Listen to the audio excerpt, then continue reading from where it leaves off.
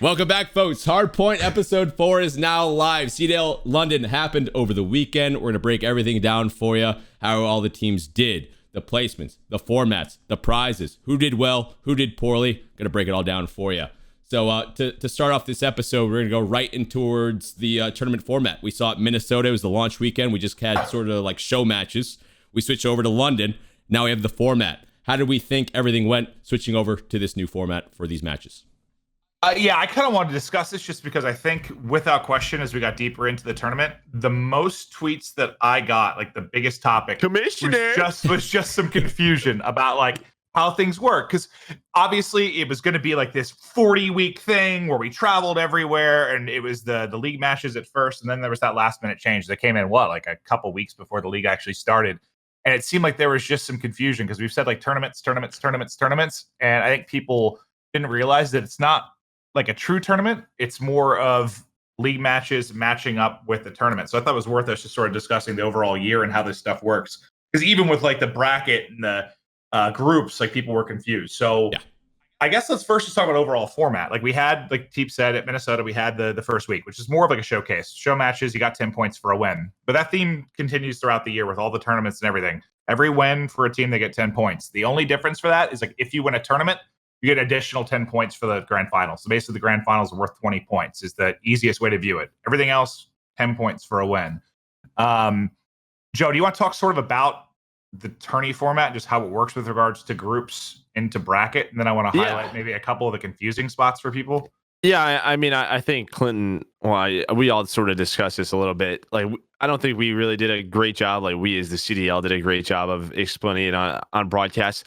The way that it's set up is it's a double elim bracket inside a four team group, right? So it's two groups. If you lose or if you win twice, you're in. So if you go 2-0 or 2-1, you're into the semifinal. We then go into a single elim semifinal, which people were confused about a little bit. They're like, is it double elim? Because that's what we're used to. Which I totally understand. I also think like we were rushed on time Sunday, but I think in the future there will sort of be a big pause before we start the bracket to sort of explain what sort of has happened up to this point. And the double elimination groups into single elim, just so everyone knows, is very common. It's been done in COD. It's been done in Counter-Strike. Yeah. It's a very normal tournament. Where the confusion was, the thing I got tweeted the most is like, how did a team with one loss knock out a team with no losses? What people need to think about is the group play in no way is tied to the bracket with regards to wins or losses outside of you getting seeded into the bracket. Once you're into the bracket play, the bracket starts. Group play means nothing. Once the bracket is seeded, pretend group play didn't exist. I got tweeted that a lot. Like they lost a match, how they knocked somebody out with and they're out of the tournament with just one loss. Like it's the same back when we had round robin. Like a team in round robin could have gone 3-0. A team could have gone 2-1. That 2-1 team could knock out the 3-0 team or like knock them in the lower bracket. So it's not like nothing's changed there. It's just, I think because the change in groups, people were very confused. But I promise you, it's a very normal system. And 100%, very, very normal. It's something that we've wanted to do at Champs for a long time, but just never happened. Especially group play. In terms of group play, you don't have those wacky tiebreakers, right? Those sort of map tiebreakers that I think has screwed everyone in here at some point besides Clint because he never competed in every pro team, right? I mean, it has happened to someone where you go like 2-1 and it's like, well, you're not in. So that doesn't happen anymore. But yeah, and then you go to the semifinal, single elim, you win 2 games, just like Chicago did, and you win the tournament. Yeah, it's pretty simple, but I don't think they did a great job. Well, we did a great job on broadcast, sort of hyping up the bracket play. But again, this was very much due to time constraints. I think that will get better. And a lot of people are like, why isn't this like 3 days, double elim, open tournament plays in? Like, people don't understand, like, those days are gone. Like, it's a franchise model now with these 12 teams. And there might be more teams added in. But the previous format was just literally league matches. That's all we had until Champs.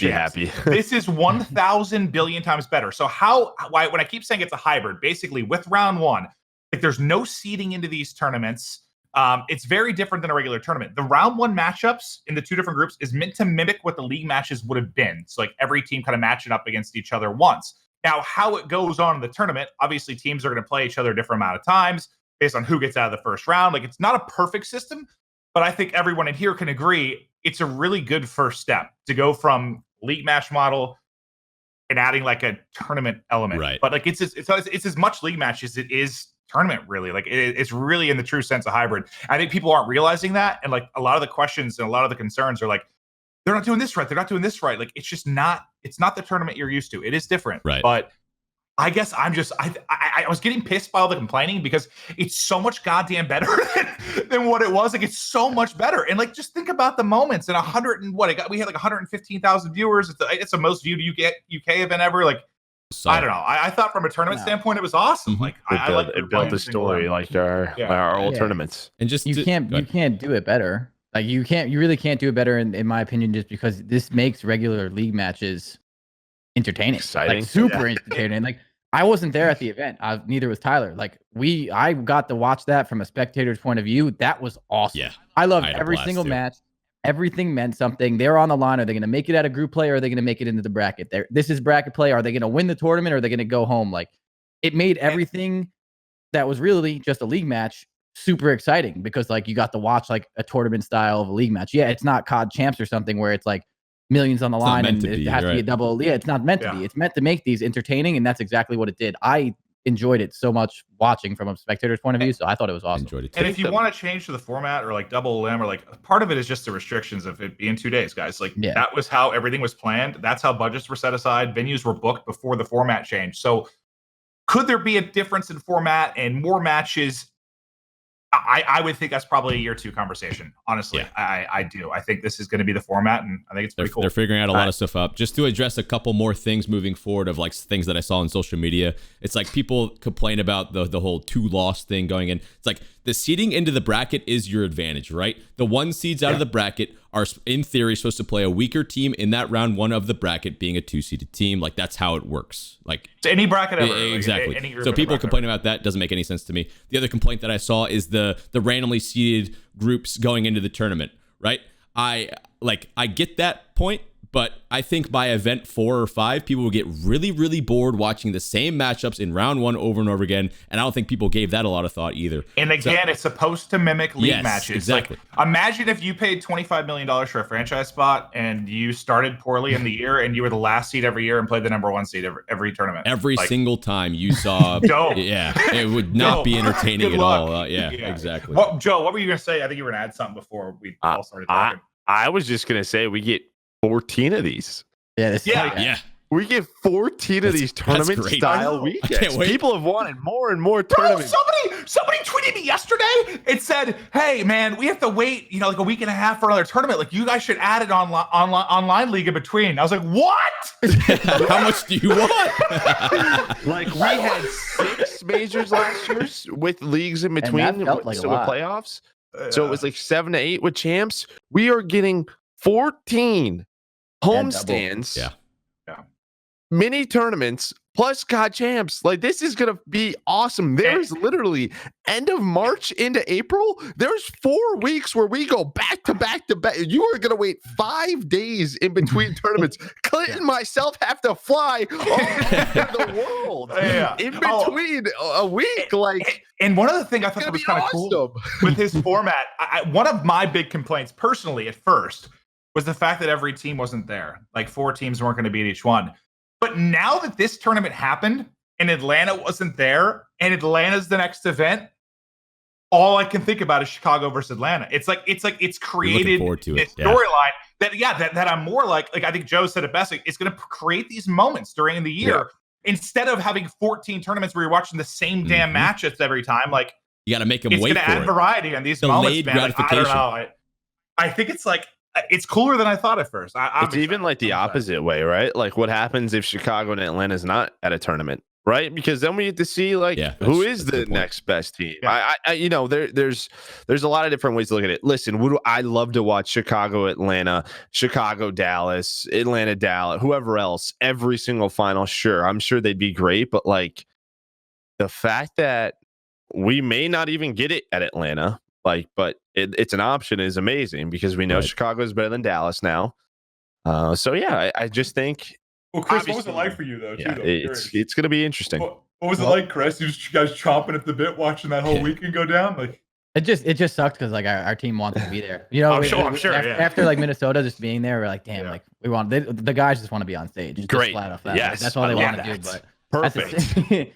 But yeah, I mean, watching Chicago win though, was there any kind of like thing with your players that were sort of like, man, fuck that, like we just want to beat these guys now, like seeing the community all get behind Huntsmen. A lot of people think Huntsmen are the best team. Like, is there anything there? It's just like, all right, not in a negative way, but like not in a negative way, but it made them want to play more. You know what I'm saying? It's like, all right, like our homestead's coming out, like let's show us like what our talent is now. You know what I'm saying? Like let's show out now too. So yeah, like they were super happy for him, but like yeah, like we want to play now. You know what I'm saying? Like we want to get out there and play and do our thing. So we're very excited for the Atlanta homestead. I can't wait. One more thought. I know there was like time constraints and everything.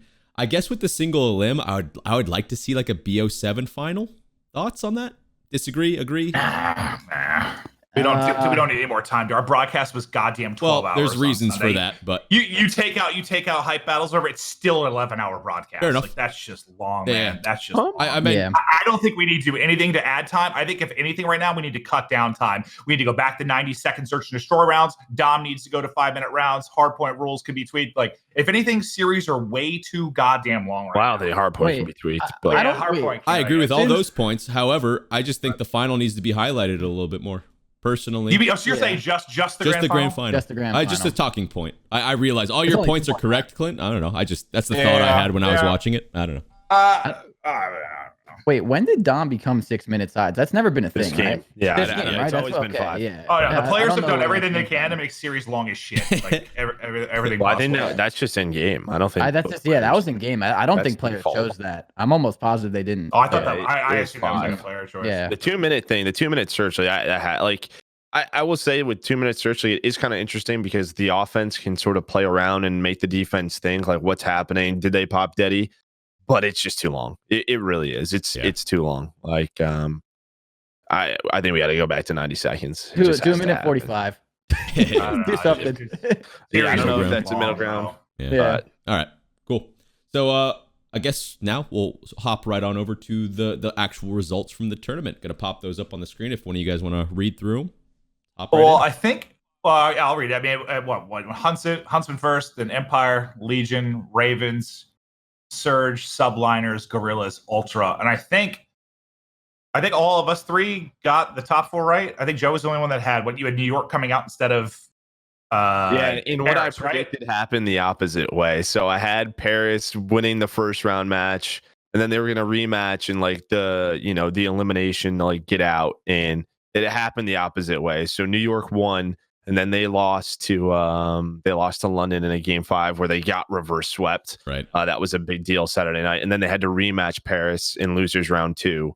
So it just happened opposite. But yeah, well, I guess I kind of want to take this time to just talk about, because we're going to talk about standout players and disappointing. Like, I kind of just want to talk about Chicago, I guess, because we all picked Chicago to win, right? We all said they should win. They're the best team there going in, I believe, from the last Hardpoints. We did. So I guess I want to hear, removed from this, Chris, why don't you start, since you were like kind of just at home watching, not at the tournament? How impressed were you with Huntsmen? Very. I think they showed a little bit of signs of like struggles with some hard points here and there, but I think they played well. I think going into these tournaments, we talked about it a little bit more like before this started. You have that bracket play now. You have that one. You can't mess up, right? You get out of those groups. All it takes is one bad domination in an S&D in your game 5. So they showed that they were an overall team. They looked a lot better in S&D, right? They played Dallas. They looked good in S&Ds. They won the tournament because of S&Ds. So they looked like the overall package. I think they did a great job. I think they were making great plays in all 3 game modes. And I think if that's the way that team's going to be all year, they're going to be a scary team. Well, I think, Joe, you said it, like with regards to the search. I think I asked you on broadcast, like, we heard that they were taking their first scrim each day. Their 2 p.m. time slot. Yeah. So and I asked you, like, how much can you improve in a week and a half? And you were like, a lot. Oh, yeah. Repetitions, man. They improved a lot. They look great. Repetitions. It's not like just like anything else. It's all reps. Like, what do you do? Step 1, you go A. All right. When you plant the bomb A, what do we do? This is what we do. Like, I can't. It's not rocket science. You just play the game. Steve, you were probably happy because Steve, that's what you raged about on the desk. Yeah. Like last one. I remember talking about. Wait, I was super happy. If you ever broke it down to just like a side note, like, how much time do you play Hardpoint? Like, how many times do you think a player played frequency Hardpoint last year, right? In Black Ops 4? A billion. Like, a billion times. How many times do you think they played frequency S&D? Literally, like what, 5%? Yeah, 5% of that. it's like 5%. the amount of times you play that first hill on frequency hardpoint, and you get into a different situation every single day, but then you learn how to adapt to it when it comes to you in the tournament.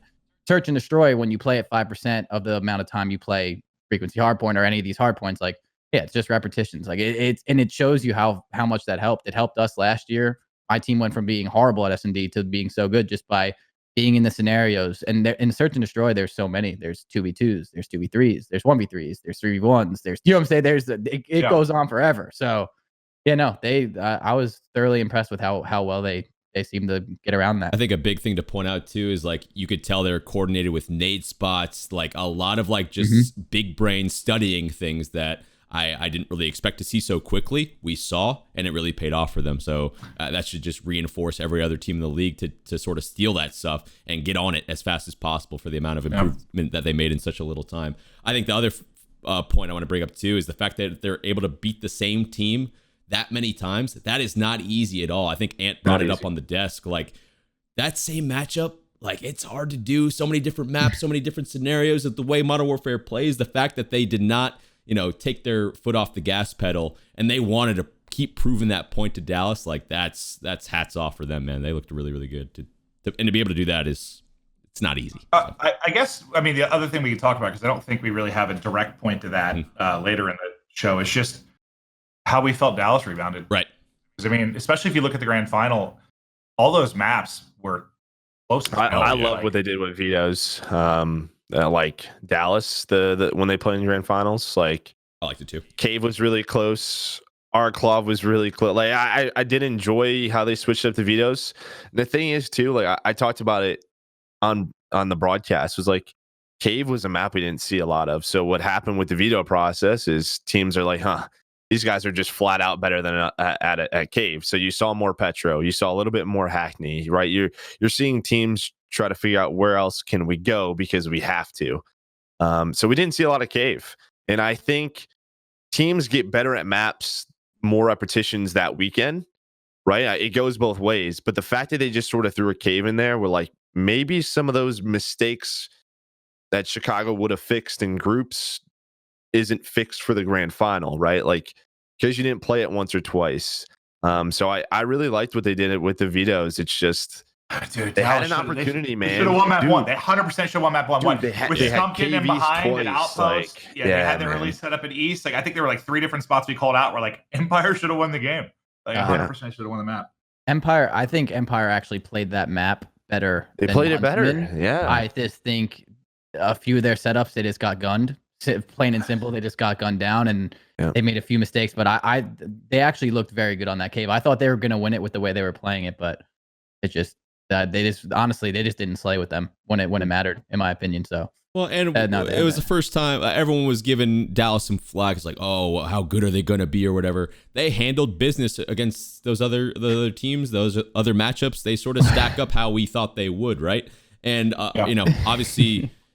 A lot of players on the team were getting flack, like Shotzi, Illy, for example. Like, it's going to take them time to really pick up respawn or really learn Call of Duty at the top level, right?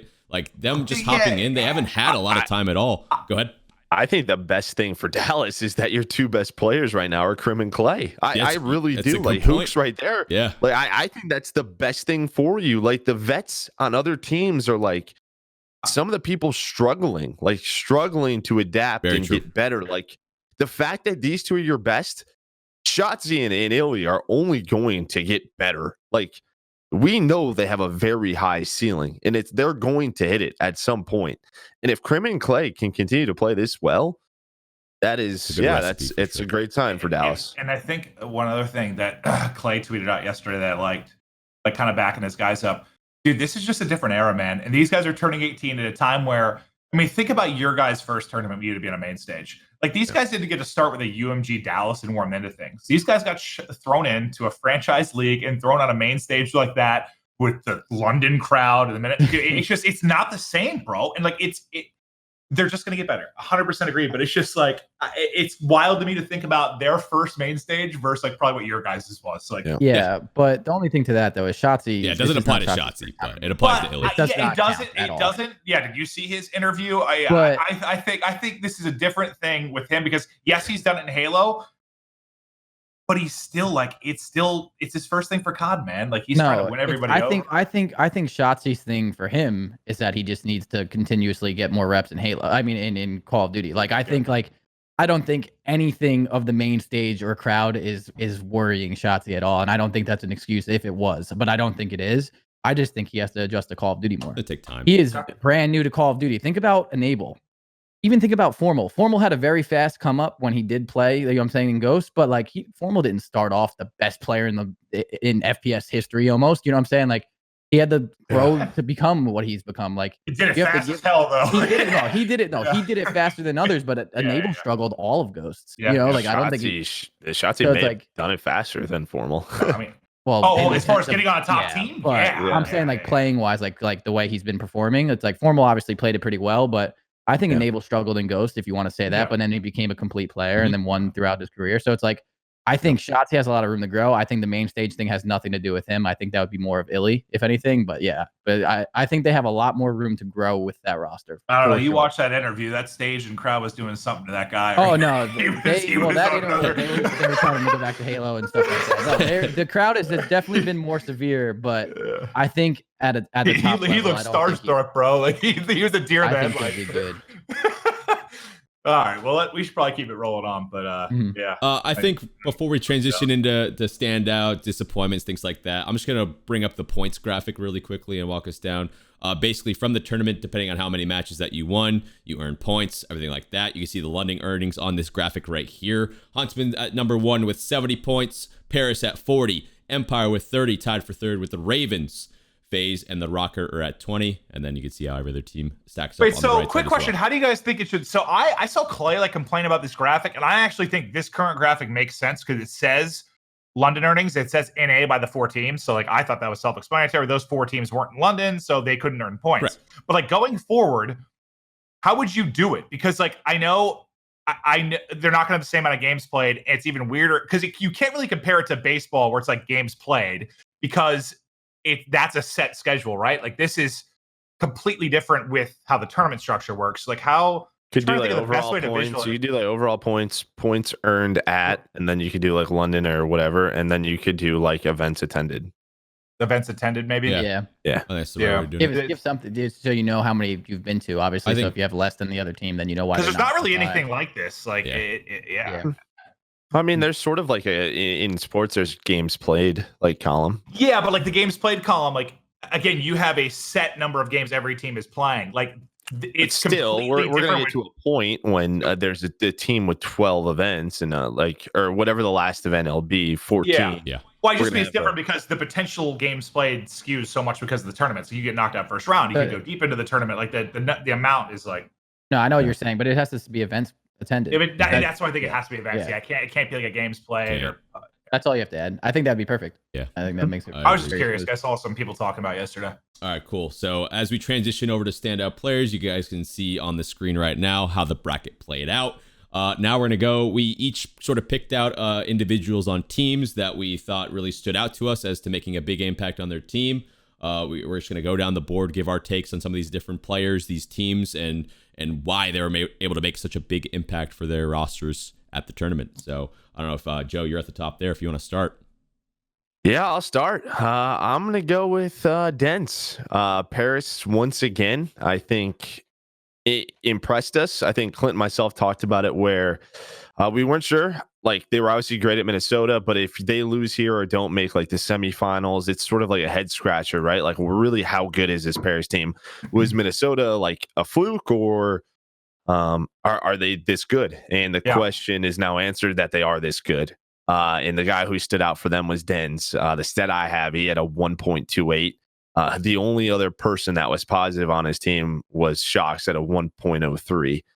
The other guys weren't like all below that. So, I mean, this guy, when it came to the slaying, this was like a hard carry. Like this guy put up some insane stats, especially in Dom, right? I think there was a few like big killing sprees that he went on, but it just felt like he hit a very high level. And you have to remember, in the semifinal, these guys went to a game 5 with Chicago, and they also beat Chicago in 2 hardpoints. So, like, Paris is the real deal. The question, I think, for Dens, it's like the same question for like Weskins. It's like, can he continue to play at this level? Because the main ARs right now are putting up sort of insane stats where they're the only AR shooting 4 submachine gun players, right? Like you're gonna get 1 or 2 when they're just sprinting at you and you're out triggering. But yeah, I mean, Dens, we've always known that the Australians had insane talent. We've seen it before in the past. It's just, can they consistently play that well? But in terms of how well he played, it was an unbelievable event for him. Like he was disgusting. Feels like we're back to that whole like your main AR needs to drop like a 1-2. I mean, not maybe that, but you know what I mean? Like it just seems like that's where we're at again. Not because last year was so different, obviously. Like they just got to stat and drop bombs, man. Mm-hmm. No, you're totally right. Yeah. Dens look really good. Paris, I don't want to say they extremely surprised me, but I really like how they do their vetoes too. They have a different map set that they tend to stick to, and I think that really catches teams off guard. Like teams may not be super comfortable on like the amount of Ramazes that they play, for example. So I think things like that are going to set them apart as the year goes on. Like teams either need to change how their veto process is or get ready to play Ramaza a lot more often versus them in particular. Yeah, and he had the number 1 AR S&D KD, right? Like 1.46. So that's he had that 14-4 game to like he was doing it all in every game mode. So he's the reason. I think they're freaking legit, man. Yeah, they definitely are. Okay, I want to keep on moving down the board. Was I up next? I think I was. Yeah. I did Envoy. I think this was probably the easiest choice of everybody. But what stood out, I guess, to me was the Petro hardpoint that Joe and I commentated. The one where he went like, what was it, 30 and 12 with like 3 minutes to the hardpoint. Did he have that streak in the Hazmat Hill? Yeah. Well, it was that, but like it wasn't even that. It was. Like, I was making sure it was that map. Joe and I were watching him just on the mini map, and like how he was outplaying everyone, like in the sense of first rotated every time, and he won that gunfight or 2 every single time. It's multiple. It's multiple gunfights. It felt like it was 10 hard points in a row where just he was early rotated, he took out 1 or 2 players, and it's just over and over and over and over again. I just can't think of a performance like that I've seen recently from a submachine gun player. 30 and 12, 3 minutes in the hard point. Like it was just insane. And that's just one map that stood out, but like he might be the best player on their team, and that's one of the more stacked Call of Duty rosters we've ever seen. And it's just cool because I think he kind of came out of nowhere for a lot of people last year. And I don't know that I had a question mark, but I'm sure some fans did, whether he'd be like a one-hit wonder, or if he was still going to be dominant, or if there'd be any kind of fall off with the change from Black Ops 4 to this. But he's here to stay. Like it's so good. It's very easy to get lost on this roster, right? Yeah. Like, how do you stand out? I think that's sort of the question at times, and he knows his role. Like, I think he had a very good event. I think he had the lowest KD at Minnesota on the team, but like he knows his role is to make the heads up play, and they're all right there, bro. Like, right, they're all right there, but. We heard it in the scrims prior to Minnesota. Like you and I talked about it. Like he seems to be the guy on point, like having these overall team discussions of how they want to play, where they want to go. Like he is a very smart and intelligent player. And like they were all like a 1.05 to a 1.13. So I think you could have picked like any player. Like they were all really good for Huntsmen, but it was that. Then there was a Dom we commentated that might have been Petro too, where it was the same thing, man. Like he'd be the one guy that had to deal with like the home flag. And just one-on-one win after one-on-one win after one-on-one win. Annoying. Like dude, it's just like it was just fun to watch, man. Like as a fan of Call of Duty, and it wasn't even like the flashiest plays. I guess what was cool. He didn't have the gunless 1v3 or like some super flashy moment necessarily. It was just winning his fights. Yeah, and he just took over games. It was awesome. Yeah, just to add, I did some like VOD reviews and stuff like that, and you can see like particular players on the minimap standing out, and every single time I swear it was him, he just seems to be like a second or 2 or 3 ahead in all those scenarios. And I think a couple things I want to add too is like the fact that he's dealing with such strong personalities on this team. Like obviously I watch a lot of scrims. You can hear it on the comms during listen-ins at the tournaments and stuff too. Like he is arguably the main shot caller on the team as well, while making all of those really, really good plays, while keeping everybody else in check as much as he possibly can. Like it's those intangible things that make a talented roster like this cohesive. And there's multiple times in listen-ins where he's putting up stats and making plays like that while directing the squad around the map, spitting out spawns for every single situation. Like go back and listen to the listen-ins with them. He was the full package, and I want him to be gassed up for that performance because it's not just the stats; it's everything else he's doing. It's everything. And the stats. That's why I picked him. Phenomenal. You could pick any of them from a stat standpoint. Yeah. Like all those other little things, like crazy how he's able to do that much. Not to underplay any of the other players. Yeah. They all played well. They're all great. How much do we need to say? Moments. You know, they all like had moments. Yeah. But man, like he just impressed me. Mm-hmm. I just think it's impressive again because like when he joined this roster, he could have just been the quiet kid who just wanted to just sort of keep his spot, right? Up. Like I'm lucky to be there. I'm doing everything I can to not get kicked off of this team, right? Like, and instead he's just sort of, I know the type of player I am. I know how to win. I learned a lot last year. I know this opportunity. I'm taking advantage of it. So it's fun to watch. Yeah, no, he also I talked about him actually while I was watching this because I was saying how well he played, and he teamed with Major Maniac, who's on my team right now. And I asked about him like how he is just as a teammate too, just because I was curious. And like everything that like Tyler, like TP was saying, like spot on. Like he Major has nothing but like good things to say about him. He keeps people in line when he needs to.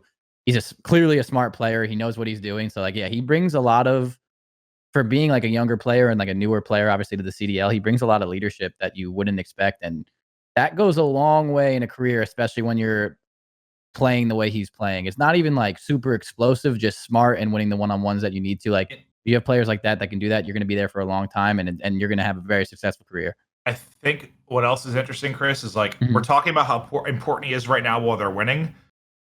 He might be more important to this roster if they start losing. Absolutely. Because if he keeps the same mindset. Yeah. Yes. Like I think he might be the Mike single most, because I've expressed my concerns about this team if they lose, and he might be the single most important piece of this team. Yeah, especially if things go south at some point, like in a tournament or two.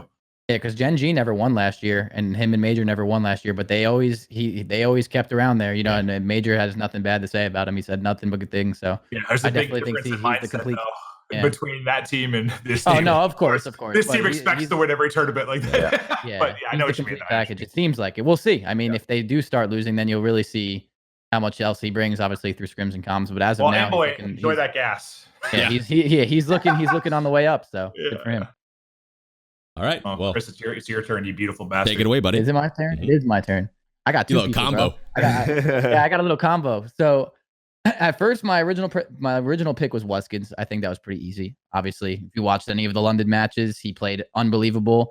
Looking back at Wuskins' career, he's always been a pretty good main AR, right? He's been that AR that rocks your team, but he's never been the standout AR. He's never, in my opinion, competed with Octane for the best AR in the game, or Formal, you know what I'm saying, or Arcides, like all the top, like, you know, the big dogs. Chris, if you told me 2 weeks into the season would he be the player we were talking about this roster, I would have told you you're fucking crazy. Yeah. So yeah, that explains it. But like this year, he is on that level right now with those ARs, and it is impressive. He's keeping his team in the game single-handedly. I'm pretty sure I have a stat up here.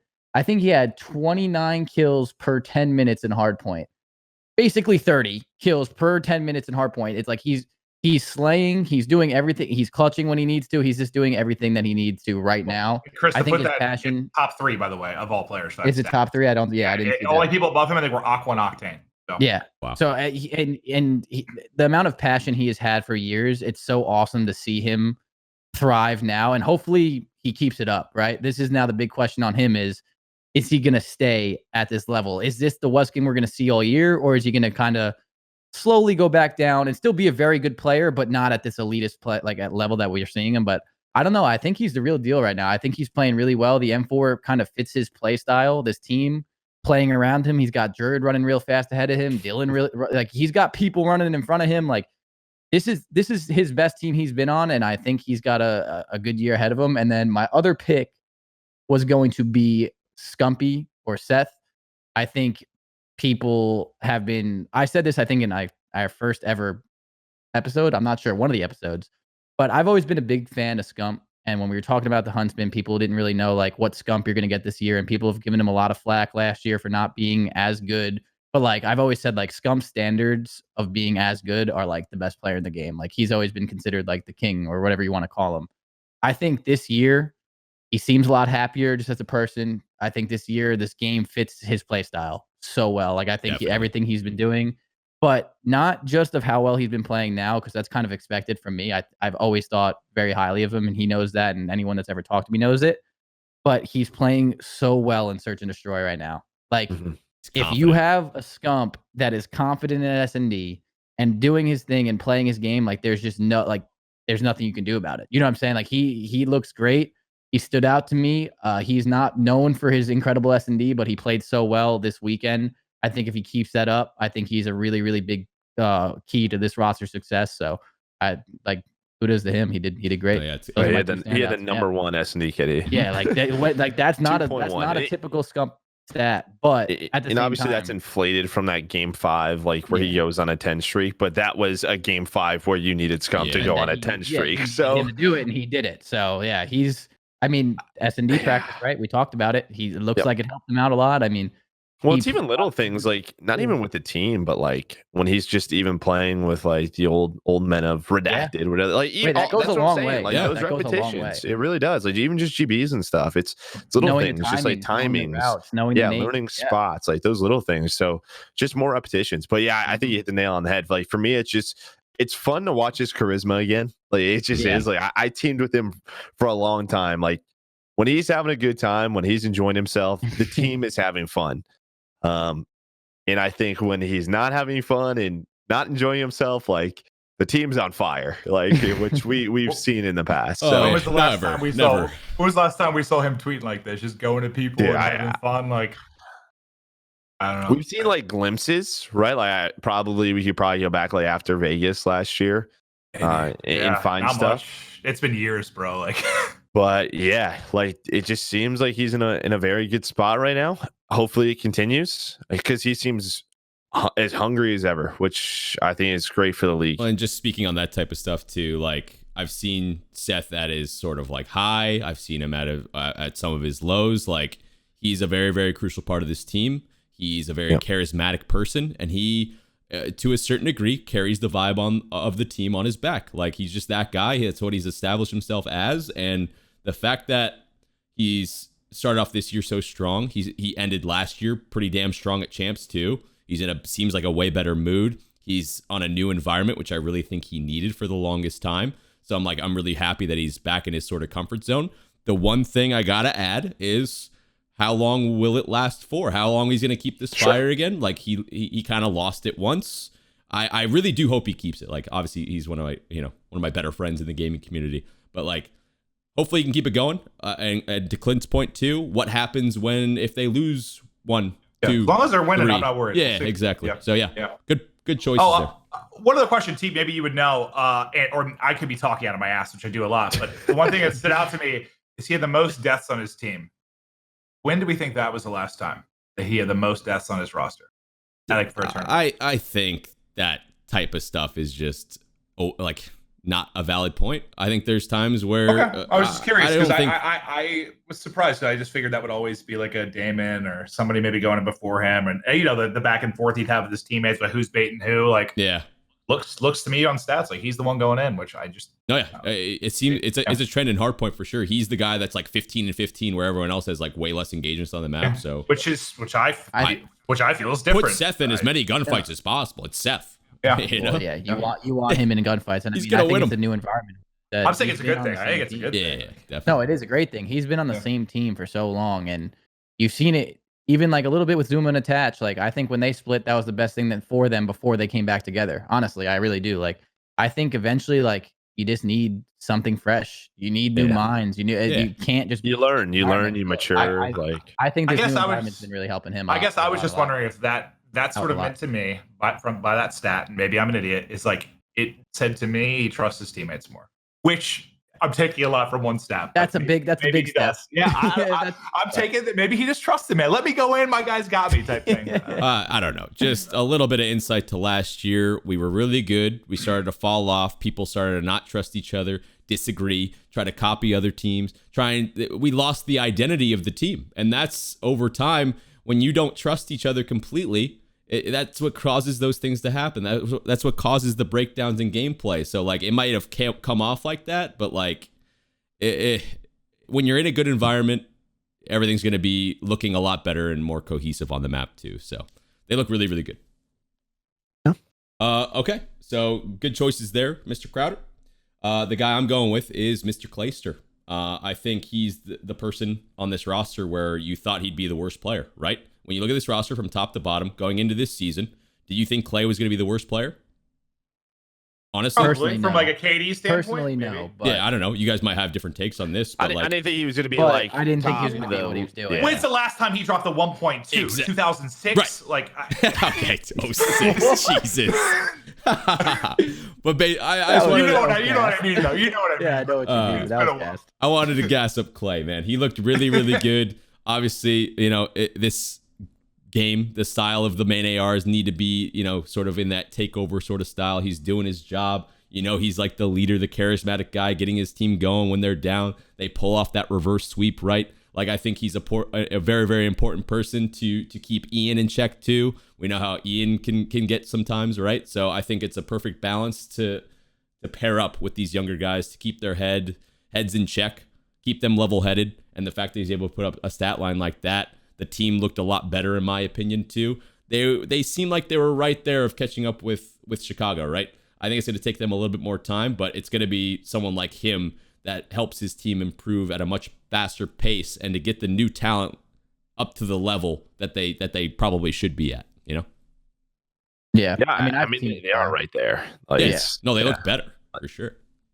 Yeah, I've teamed with Clay, and he like the whole improving faster thing is how much he wants people to improve around him. Like when you get the Clayster that is motivated, wants to be a leader, and the whole nine yards, he is the best of the best at what he wants to do. It just depends on what you get. It seems from the way he's talking and the way he's playing, it seems like that's the one that I had in AW.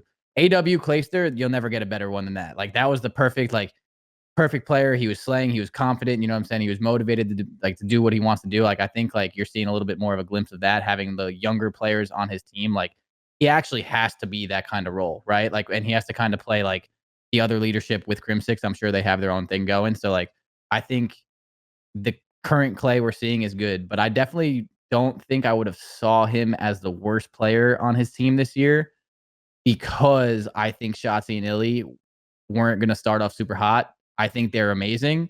I think they have a lot of potential, but I didn't think they were just going to start right out of the gate like For sure. absolute superstars. That's the only reason. Yeah, but I guess my point when saying that is like the community, I guess, looks at that Yeah, roster and be like, 100%. But I think I think Shotzi and Illy are going to continuously improve and work hard, and that's like the best part about them. I just didn't think they were going to come out like right out of the start and just start dropping 1.3. Clay's in a perfect spot. Teep, what place did Clay get the first event last year? I don't remember. Second. You beat them in the final. Oh yeah, You guys beat them in the final. You got second. He ended up doing all right that year.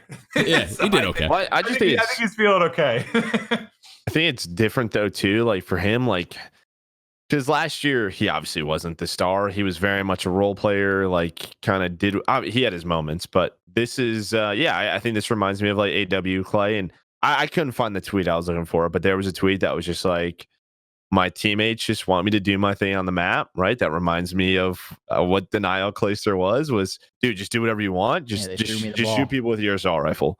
And I think that's why you see these stats, because I think when you go from team to team, you go from role to role. I talked about this on broadcast a little bit. Like, I wouldn't say you skip the basics. Everybody knows you have to shoot. Everybody knows you have to do this, but you don't play like super selfish. Right, like you're trying to set your team up. You're trying to make the right play, and sometimes when you do that, you get caught, or you just don't focus on going positive 10 to 15. Like that's not your objective. And for like some of those slaying type players, most, I guess, selfish players, like that is their objective. Like my goal is to have the most kills on my team. Like there are some people who it is as simple as that, but for him to be around as long as he has and just come back to that mindset, I think it's a good thing for him. To make it easy for like noobs to like understand, like maybe some viewers, like basic players, like I think we can all agree, like when are you frying? Even when we're playing Blackout or like multiplayer, like when are you frying?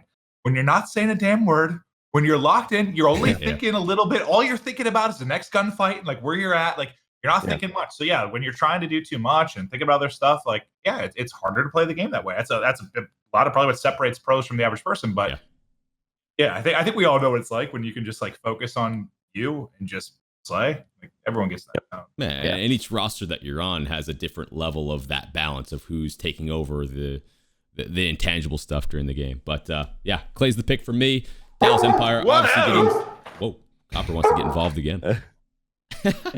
All right, so I guess now that we're done with our standout players of the tournament, we can transition over to our disappointments, and this will be a little bit more negative. We won't harp on people too much, but I think we got to hold some people accountable. So, Joey D, you want to take it away?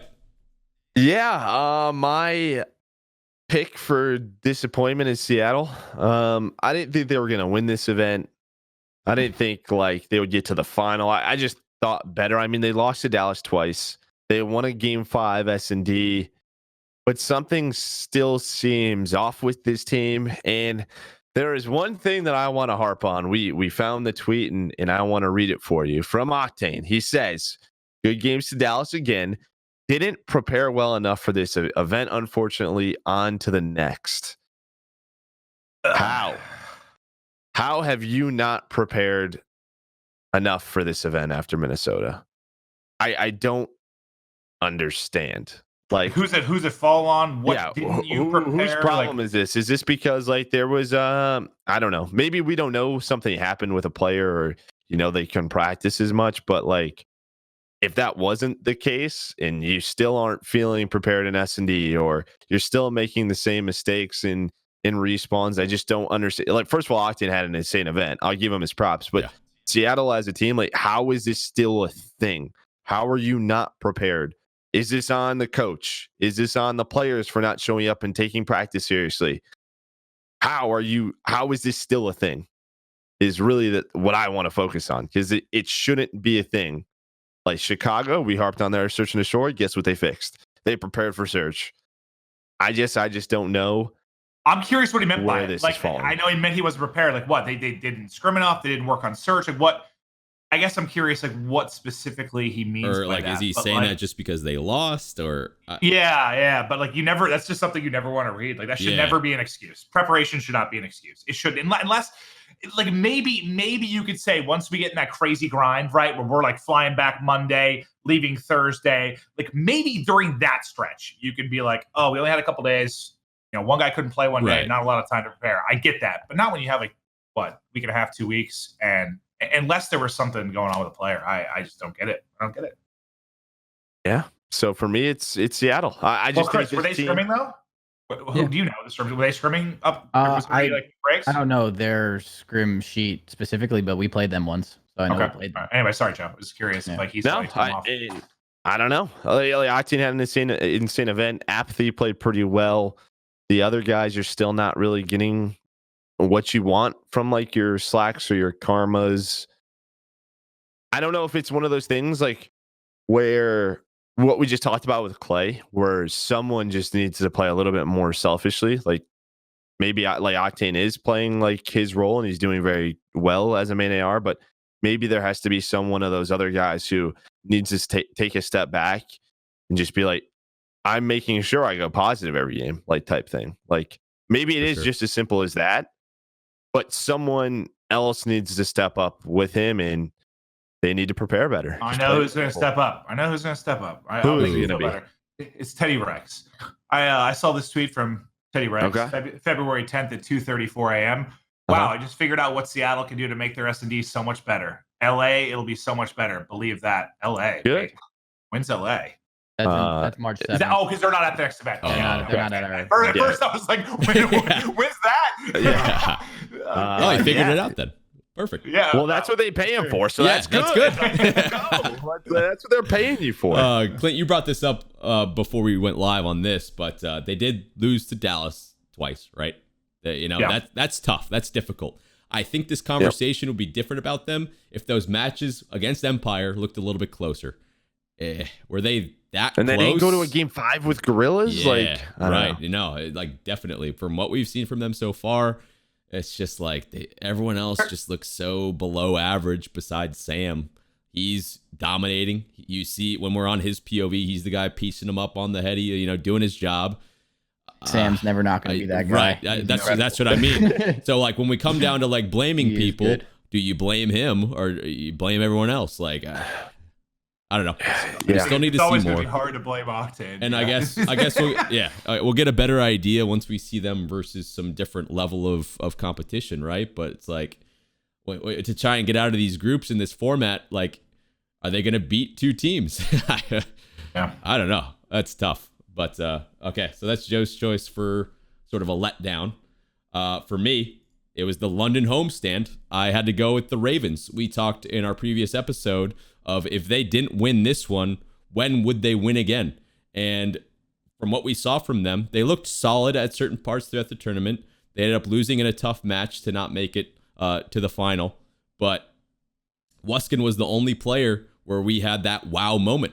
For everyone else on that team, did anyone else really stand out at all with like these crazy plays? I'm a bit worried about it, honestly. I truly am. Like it really does kind of worry me that you're not getting more from like your Dylan. Yeah, like, where's Dylan? Really, that's my question. Yeah. Where's the Dylan of last year? It really is worrying me a little bit. I think at this point, like I think Scraps is always going to perform to a certain level. I think what you're going to get out of Rated and Jerd. Like they haven't like changed as players. Like Jerd's going to be your first guy in, not put up the craziest stats, but he's going to make plays. Rated always just seems to be that consistent guy. Maybe you want a little bit more from him, but Dylan has to be Dylan. If this team is going to win, Dylan has to be Dylan from last year. Well, that's the reason I think we were more excited for this team than we would have been, is because of Dylan. Like we've always said, they need that game-changing talent. We thought it'd be Dylan, and so far. And then one thing, it's not that he's been like bad exactly. He hasn't been Dylan. To add on to the Dylan point, I know it's only stats. However, I don't think you would ever guess that Dylan would put up these poor stats. The damage per 10 minutes on the lower part of the score or the leaderboard for the event. Hill time, very, very low per game. Percentage of team deaths, very, very high. So it's like, is he going too fast? Is he not playing the hill enough? Is he not teaming up with Jerd enough? Is he just trying to go Super Saiyan mode without his team? Like, we need to see more out of the star in Dylan. We didn't see it. And how long will it take for him to change like that play style to like change those stats up? In sort of like that Super Saiyan, you have to do it all. He did at times have to do that last year. Yeah. Oh, right. Definitely. So maybe he does have to take like a bit of a step back and just sort of ease into the game a bit more and say, listen, I have these guys around me that are experienced veterans. Like the trust, right? The trust has to be there, because I imagine if you were on that reciprocity team last year, you don't have like the biggest trust. There was a lot of inconsistent performances. So he was sort of just felt like, if I don't do me, we're going to lose. And maybe that's still in the back of his mind, and he's putting that extra pressure on him. And then you add the extra layer of, we have to win at home. Like, you hear these people, like, I want to win here. So yeah, maybe he just needs to take a deep breath and just sort of let the game come to him a bit more. Who's going to be the next person on the team to step up if like Dylan doesn't, for example? Like, I don't know. It's gotta be Scraps, right? Yeah, I guess so. And then I don't know. If Dylan doesn't get somewhere close to what Dylan was, this team's not winning shit. Right. And now it's a big worry. We talked about them having such a home field advantage with the crowd. Like, the crowd was amazing. They had all the pieces that they needed. The reverse sweep was awesome, bro. Yeah, that was crazy. Sick. Right. So it's just like, so crazy. Weren't they up 2-0 in the semi? Yes. Yep. They were. Yeah. But I'm worried for them. To be fair, though, them being up 2-0 in that series, and I know like probably from their point of view it was a little bit of a choke, and from Dallas's point of view it might have not have been like they choked those 2 maps, but like those are very close. That was a very close going up 2-0. You know what I'm saying? Yeah, it's not definitely. like they dominated or won those 2 maps like with ease. So like going up 2-0 and then them getting reverse swept, like it probably did suck, but that was just a very close series. Like I don't think they really looked that good, as good as they could, in my opinion. I think they have so much potential. That's why. Yeah, so that's the team I wanted to touch on. It was the London homestand. They weren't able to make it to the final. They looked pretty solid at times. They had some clutch moments, but Wuskin being the only standout player for me so far is pretty scary. So I guess we can move on. Clint, go ahead. I took the easy one.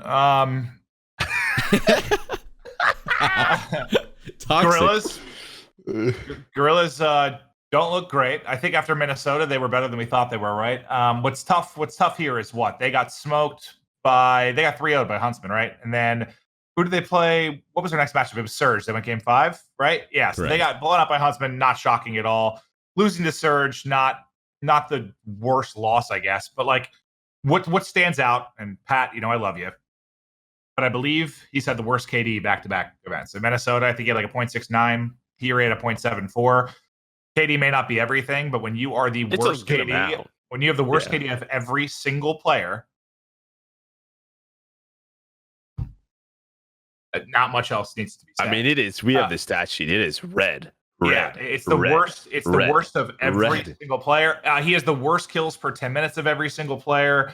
The worst deaths. It's bad. And I guess what's interesting to me though is like, we've talked about maybe Blast coming in for this team, but I just don't know if Aches is the guy that's going to go out, because like I think he's sort of he's sort of probably the closest with like the management, probably the guy that brought this team together and formed this team and the captain of this team. So I don't know, but I don't think that, man. I think that's baloney.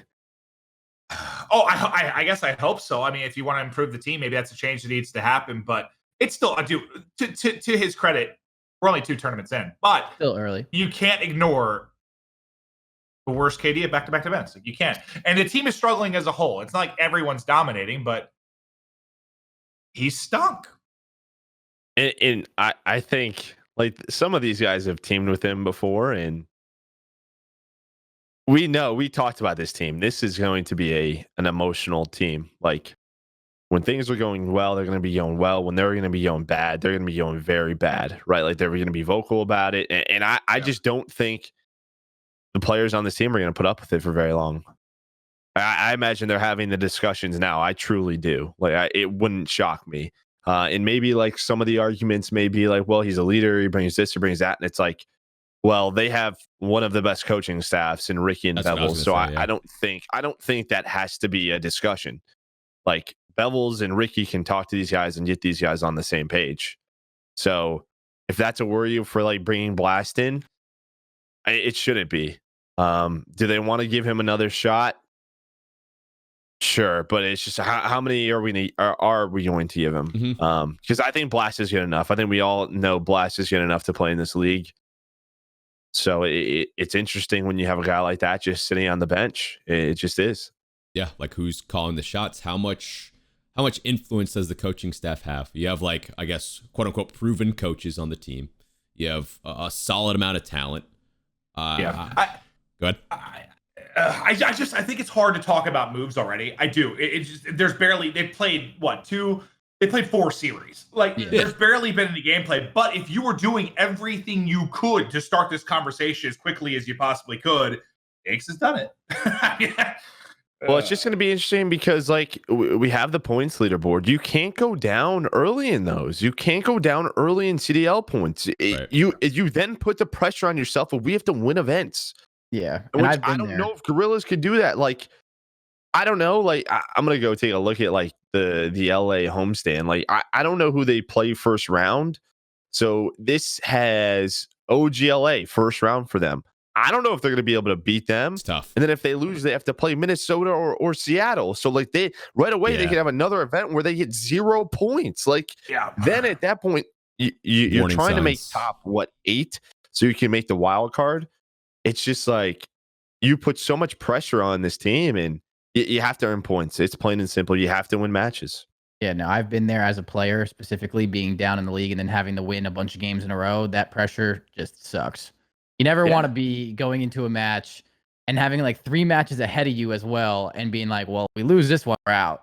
But then even if we do win this one, we got to win the next one and the next one and the next one. You know what I'm saying? Like it sucks. I did it in World War II. It is not fun. Like so, and you make a valid point. You cannot start this year slow. Like you don't want to. You don't want to put yourself in that position at all as a franchise. I looked ahead. They go to Dallas and they play Dallas round one. Like, it's not easy either. Yeah. It's a tough matchup right away. But if we know anything about Pat, though, maybe he'll watch this and it'll fuel him. And if we've counted him out many times and he's come back and done something ludicrous, so who knows? Sure. But you can't. I'm not doubting the history, but I mean, you take World War II like champs away from him, and I do doubt some of that history. Like, I don't think there's been crazy results, and we've had discussions of like, when is it time for him? Like, plain and simple, like we be a GM or take a job with the. We've all known, like, sort of like we've all sort of just been like, he did it again. Like Pat got on a roster, and we're just sort of like, all right, he's on another one. Like we've all had this discussion. Where it's like he somehow talked to someone and got on a team. Like, So that's where we're at. Yeah, fair enough. I guess one more quick point I want to make is about the Ultra. We weren't really sure going into the event if Bance was going to be the one playing instead of Metals. He was. They didn't look great. Bance had, some solid performances on certain maps. But the one thing I want to say about the Ultra is please stick with a roster for a while so you can get some actually like good data. I don't know what the reasoning was with all that type of stuff, but hopefully it's a move that they're going to stick with and give people some time to stay consistent. Yeah, it's weird to me because like they didn't look terrible at Minnesota. No, not at all. They didn't look good, but like Metals didn't play bad. I don't know the like the language barrier or anything like that, so I can be speaking out of my ass. But I don't know. Like now you look at it again. If they're thinking about doing a roster change, I have no idea. It's like Vance didn't do bad. You know what I'm saying? So it's like, do you take him? Like so, it's how close were all their maps? Because all of them are basically at a 1.0 KD, which typically. You're winning some series. Like look at the stats. Like they're all like, Looney a little bit behind that, but like they're all. How close were their series again? I mean, it's same with Minnesota. They played really close. Yeah, they did. I mean, they lost 3-1, 3-1, but yeah, it just must have been really close series. I guess. But yeah, you know what I'm saying? Like I don't know. It's just stick with the roster just so you know if you can actually weed out who's either not putting in effort or just not playing well enough to be on the starting roster. Period, and go to the bench. But. To just put mine in because I know I'm not on the sheet because I didn't really know my team. I kind of thought about it. I think I'm gonna pick New York. I think not as like a super disappointment as if we were expecting them to play crazy well because like last time we obviously kind of talked about how they didn't look very well good or well rounded at Minnesota, but just in general, like I didn't predict them to beat Paris. None of us did. We all sat there and we said like Paris is gonna win that first match, and New York came out and looked great. I was like, we're showing signs of life here. We're seeing the New York, you know what I'm saying? Like I have nothing but love for New York. I'm from New York. I'm born and raised there. Like I love the New York team. And then the players on it. I'm good friends with Zuma attached. Like these are like my brothers. Like you're seeing the signs of life of what they're capable of. And then they go up 2-0, like they looked like right there. And then they lost 6 straight maps. Think about it. Because they went up 2-0 against Royal Ravens, then got reverse swept. They got 3-0 by Legion. So like they got our hopes up round 1 and then basically lost 6 straight maps just like that Paris. I want to see these guys. Like I want to see these guys do good. You know what I'm saying? So it's like I love these guys. So I just feel like we finally showed signs of life. I was like, oh, they're back, they're doing their thing, and then it looked like they kind of crumbled. So I feel like that was a disappointment. If I was like a New York fan, like I think people know what they can be capable of, and is it a mental thing? That second series, I don't know. I have no idea. That second series versus the Legion, you beat the team in the first matchup, and then that second one to get knocked out was so bad. Like, well, the S&D was bad. It was 6-0, but the Ramaza Hardpoint, Clint, that's one we casted when they blew like 2 hills. They blew like Barbershop. And the third hill, they had like 4 around middle. They only had 1 in the hill, and they just allowed it. They spawn on the back or whatever. Yeah, they just spawn on the back. It was just like simple things where they blew like 2 really big hill setups. It's hard to give up the back spawn in this game. Yeah. Like, you have to like effectively try to give up the back spawn, and we saw it. We're like, oh, like what is that stuff? Yeah. It's weird to me. Like, is that a just mental breakdown? Like, I don't know, man. It looked weird. Watching that match, I know exactly the situations you guys are talking about. It's like, like map 1 to me, I don't know if there's a team that map 1 is like more important for. Yeah. Like legitimately. It just feels like as soon as they start losing, there's like a downward spiral. Yeah. All right. So that's sort of our ups and downs from the tournament on individuals and the teams and stuff like that. We're already about over an hour, so I guess we can. We have a couple more points that we need to talk about. I'm gonna rip through some stuff. Yeah. We've been chatting. We have been chatting, but very juicy topics, and I like to give a little bit more insight to the teams and the players from our POVs. But I guess someone want to take away the next point. The Scump versus Clay tweets when it comes to Scump was had some choice words. I just loved it. I literally replied to one of them like, I love Call of Duty. Like, I just love seeing the trash talk going back and forth. And like, you saw it all stemmed back from when DeSerto tweeted out the power rankings and they had the Huntsmen at the top. And then Hastro tweeted was basically, are these guys blasted? Like, we're shitting on them in scrims. So now like all the Huntsman players are taking shots at them. Like, I think what we want to talk about is like, how this is becoming the rivalry without question, just because of Crim versus Scump and because they've matched up 3 times. Like, it's become this awesome rivalry, and I'm loving the trash talk. But Joe, I think you think like we don't know if that should be Huntsman's focus. Like, I think this rivalry is gonna be put in the back seat real quick. I really do. And the reason I say that is because like we knew Chicago was the best team at this event, but the question everyone has is Chicago better than Atlanta? And I love that there's a lot of bad blood. And obviously between Atlanta and Chicago, there's not a lot of bad blood, but there could be in 3 months. There could just be some really intense finals that these guys have had leading up to our COD champs. Yeah. Like Beezy's going to annoy the shit out of them. He's going to be shooting bodies every single series. Like they're definitely going to hate each other. I love all the energy right now. I love all the storylines, but it's almost just like, don't lose focus on who's waiting for you. Like there is a sleeping beast who just sat on the sidelines of that tournament and is sitting there like, can't wait to play. Like the little kids just gaming away. Just can't wait. Like, can't wait. Just get me in there. Like just laughing, just bagging people, just bagging, dude. Like they cannot wait. Well, so that's where I'm at. Like I love the Dallas Chicago rivalry. It's bad blood. Like I had some in my playing career. Like there was always that one team you wanted to beat, but we all know Atlanta is going to be a big test for both teams because Chicago's won. That's out of the question now. Like we know they are one of the best teams in the world, and there's some pressure for Atlanta to, I think, get to the final. So we'll see what happens, but. Well, that's kind of where I'm at with it. I don't think we need to even spend any more time on that because we're running along on the show, and I just kind of want to talk about it because I thought it was cool. But all right, for this next part, I kind of must give my opinion and then hear what you guys think about my thoughts on this. So, because I've tweeted about it a lot and talked about it, should there be an MVP? Should there be a trophy at every event? Now, I'm just going to start out by saying the issue at the first event, to my knowledge, and I don't know exactly where the ball was dropped, but we had to be out of the venue at a certain time. So the whole ceremony at the end was anything that was going to happen got killed anyway, because we had to be out. Like it's like London law, or with that venue, like we had to be out at 11. Like it would have been a big issue had we gone longer in that series. I don't know what would have happened exactly. And we've had fans get kicked out of that venue before. Like we had to get out of there. So everything got scrapped. We just got out. But I don't think anyone really thought about the trophy thing because you got to remember, this was supposed to be league matches. This took over as like a hybrid for league matches. So I don't think there's probably a lot of people internally that didn't think about these as like true tournaments because they're not exactly like they are, but they're not.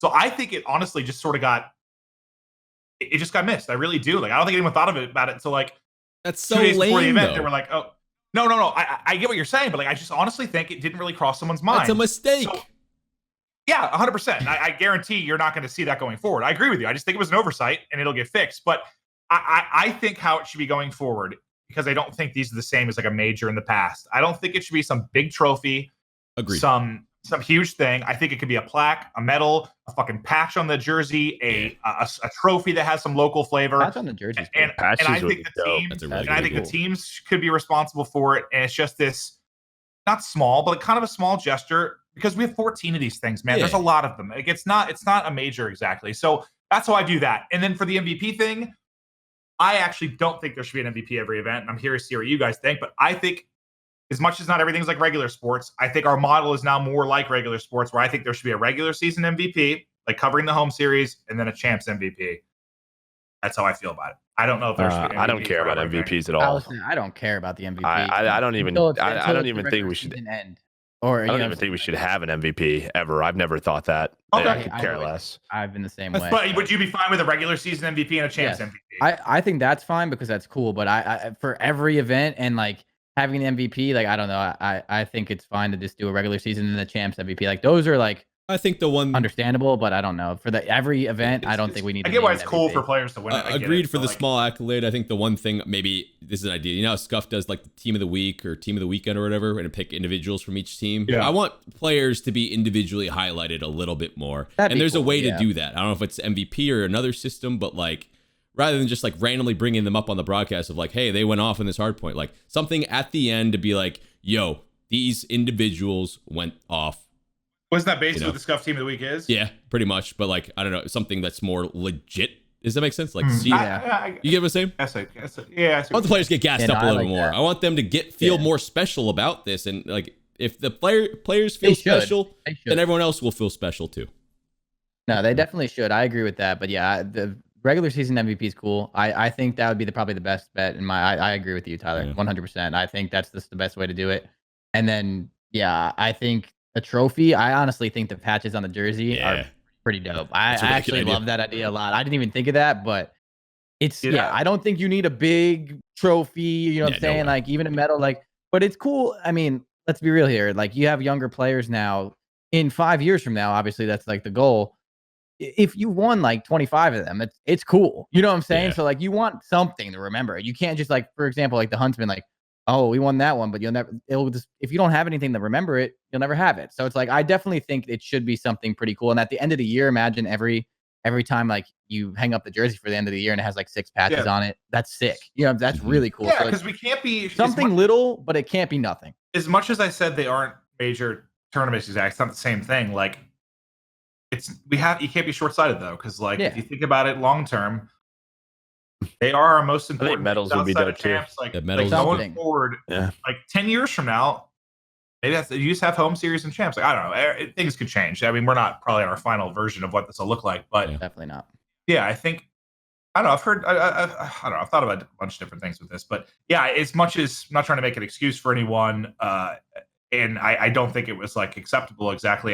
Tyler, I'm serious. When I think it was just like you don't realize.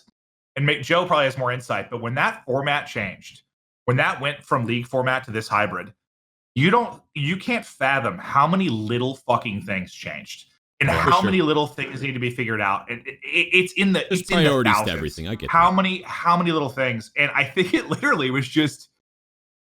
It's just one of those things that one of those things too. It's like doesn't fall on the lead, doesn't fall on the team hosting it. Like it's there's a bunch of it'll be fixed. I think once it was noticed, honestly, because I got a call from somebody that works. I'm not going to say names, but I called from someone that worked internally that listened to our last Hardpoints episode when we talked about whether it was championship or not, and he called me and he was like, "Shit," and I was like, "He's like, we didn't really think about that, like whether it was or not, because."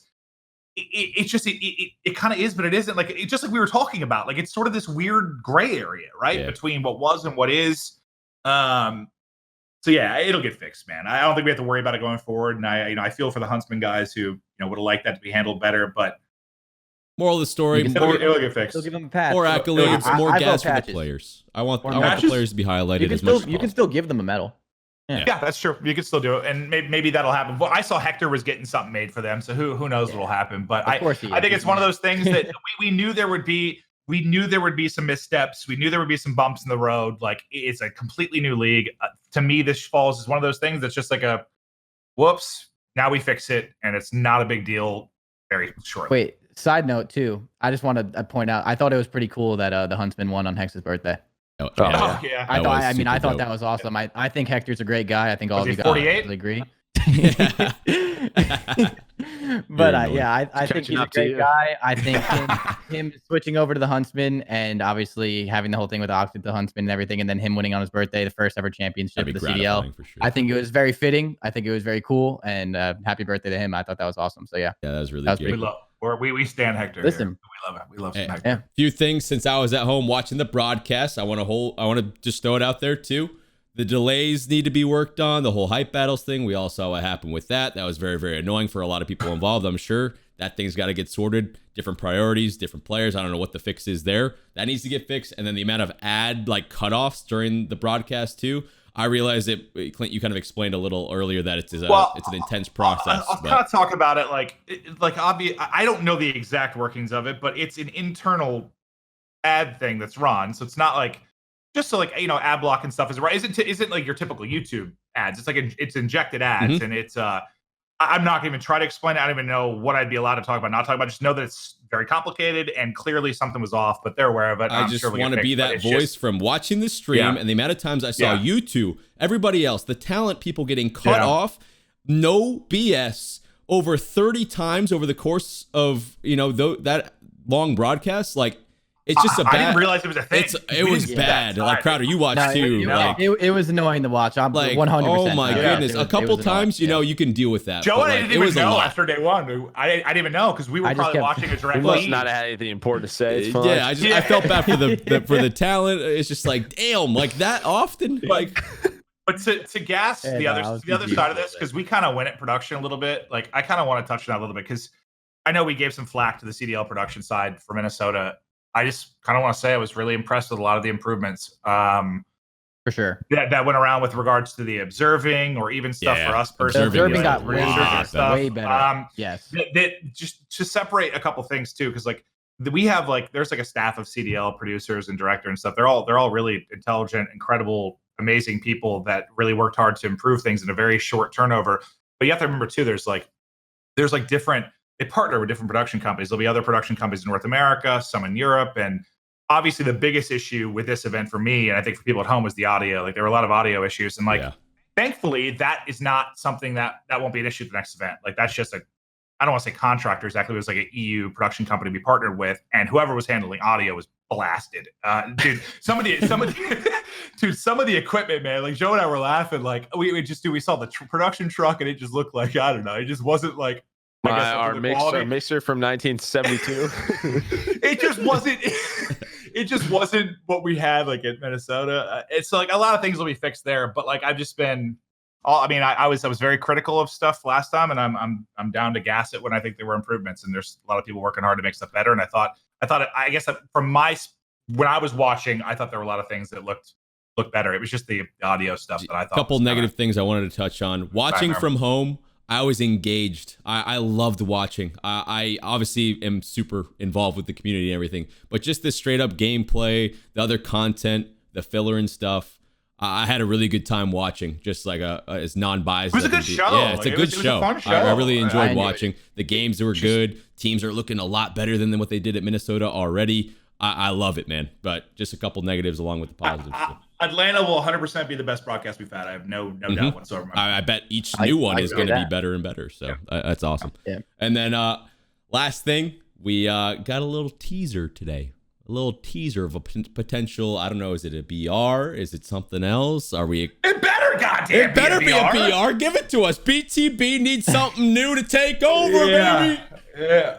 Oh. It's not the Come studio on, playlist. please. I want it so bad.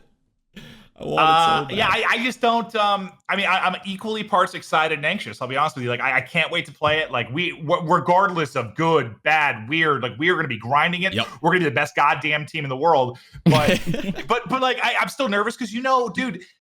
You know what it was like with Blackout? Like, dude, just thinking about like the armor change, all the drastic changes that happened over the first like 3-4 months. Like, it took a while to get to that sweet spot. I would assume it's going to be kind of the same thing. Like, there's going to be some good, some bad. They're going to have to work on it a lot. I'm excited. I'm excited for something new. Oh, something new. We played a little bit of Blackout, bro. Just a little bit. I think no matter what, like, it's going to be, by the time we fully learn the game, like, it's going to be months into it. Like, we're already going to be anticipating like the next one. I think it's perfect timing. Honestly, I'm super excited. I cannot wait any longer, to be honest. So I've played a lot of Blackout. I'm ready for the next game. Wait, you burn out on Blackout, Chris? You don't say. Just a little bit. Yeah, I can't wait. I'm the happiest person in the world right now. So Joe, I'm excited. Joe, what's going on down there? What's going on, How you Joe? doing? I'm gonna reserve myself. I mean, I'm happy it's new content, but I don't really trust them. So that's it for me. Yeah. Fair enough. All right. That's a fair point. I'm gonna keep my opinion to myself until we see gameplay. Yeah. I've heard some rumors. I've heard some things already that I'm just sort of like, I'm already like, nah. So we'll see. Yeah. We'll see what happens. Fair enough. Different sides of the coin for sure. I mean, listen, I love Blackout. I love BRs. Our streams are great because of it, but I'm just being realistic. Of course, someone's got to be. Right? I'm very nervous. I am. They scare the hell out of me. They really do. Yeah. That's it. All right. All right. We'll end on that note then, guys.